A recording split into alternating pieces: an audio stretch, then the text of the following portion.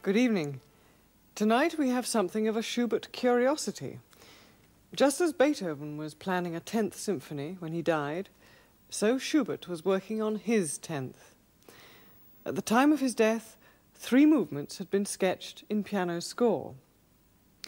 Well, Brian Newbould, who's Professor of Music at the University of Hull, has used these sketches as the basis for a realization or reconstruction of the symphony, and it's this that we're going to hear in a performance given by Sir Neville Marriner and the Academy of St Martin in the Fields. A couple of weeks ago, I talked to Brian Newbould about the problems of reconstructing Schubert's other unfinished symphony. Can you tell us first how you can date it so positively to the last few weeks of his life? It was only in the 1970s, in fact, that it was possible to date it accurately.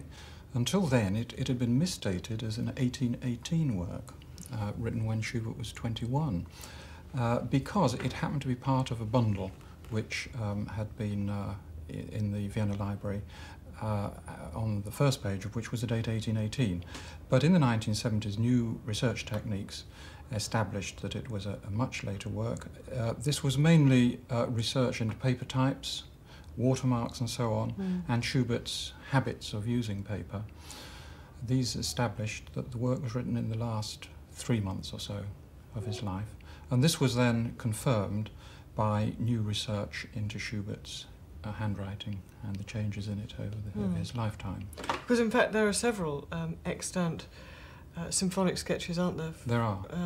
So these were all jumbled together? Those, yes. In fact, 3 symphonic sketches had been kept together, and it was not realised that there were 3 separate symphonies among them. Can you tell us just a bit about what form this sketch is in? I mean, it looks like a piano score. It's a piano score on 2 staves, with 1 or 2 indications of instruments, but not a great deal of help. Perhaps we could just look at 1 or 2 of those. On this page, for example, we have trombone marked. Incidentally, there are 4 parts in the harmony at that point, but Schubert never used more than 3 trombones in a symphony. And as a matter of interest, the way, therefore, of dealing with that passage was to study the operas and the masses, where one finds places where Schubert gives the impression of 4 trombones playing by putting a bassoon in as one of the middle parts. You can hardly tell the difference. Structurally, what form is this 10th symphony in? If it's a complete symphony, it's a 3-movement symphony. There are sketches here of 3 movements. I do believe that it's very probably a complete symphony, because the 3rd movement, which began life as a scherzo in the initial draft, changes its character as Schubert composes it and comes to resemble the finale. That is, it has 2 beats in a bar rather than 3. And it's in a rondo form, and it makes much use of counterpoint. It really is a riot of counterpoint, and that's much more akin to the traditional finale, say the finale of the Jupiter Symphony. OK, let's come on to the scherzo in a second. Let's take it movement by movement, perhaps. I'm quite interested to know exactly what you've done. Here's the first movement. It looks a bit of a mess, and yet underneath the crossings out, it's quite legible. But is the structure completely clear? Yes, up to a point, the first movement is a finished sketch. If you can decide which parts are meant to be crossed out, and of course the 3 lines on this page seem to be placed so haphazardly, but what is meant is that everything except the very last line is crossed out. And when on a further page he begins again, Anfang for beginning, one reaches a point there where one has to go back and connect up with that theme, and so it goes on. If one can find one's way around that way, it is complete until the point comes where you realise that Schubert would have written a recapitulation but didn't, and so one has to... So you had to do that? I had to do that. Now the second movement, this is complete, is it, in sketch form? That is complete, except that at the very end, you can see here Schubert crossed out his coda, just the last section. And then something else he did later on, having written his last movement, he came back to this movement and he added in a new theme. It begins as a little footnote at the bottom of the page and continues after the third movement. And I scratched my head about these 2 points for some time and eventually decided that the reason why Schubert crossed out his coda was that he would have added in a reprise of that newly added theme later on in the recapitulation.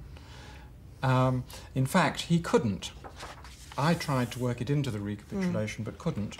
And therefore I decided that he would have incorporated it into the coda, and that's why he crossed the coda out. And so that's what you've done? So that is what I've done.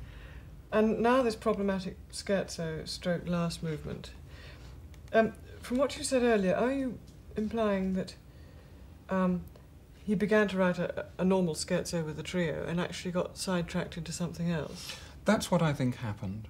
And on this first page, which he heads scherzo, there is a second theme appearing, which I think was going to be a trio theme. He works at these 2 themes, he changes their shape on this page, and in the course of working, he tries to fit them together, and further changes are needed in order to make them fit together.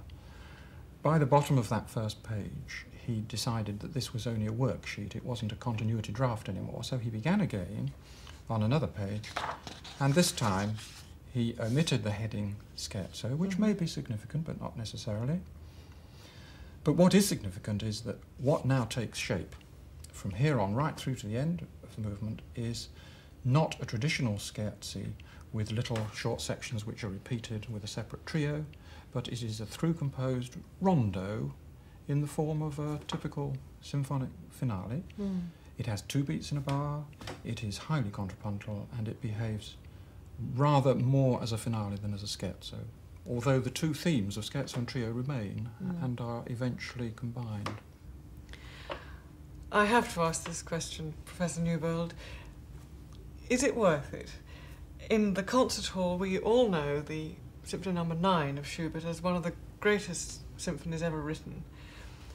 Do you really feel you've done Schubert a service or a disservice by putting these sketches together? I think that posterity likes and is justified in wanting to read the letters of great artists 100 or 200 years after they've moved on.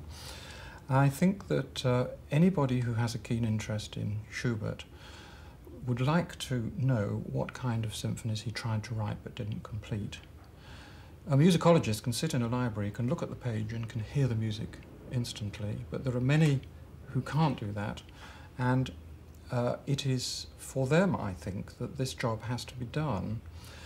Of course, it's also a challenge to someone like myself, and I must say that once one gets into the swing of it, despite all the heart-searching, there is a great thrill in feeling that one is able to perhaps to achieve something like the composer's attention.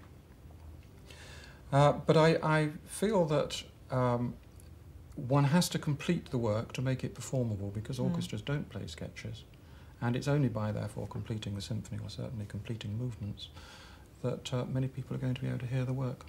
Professor Newbould, thank you.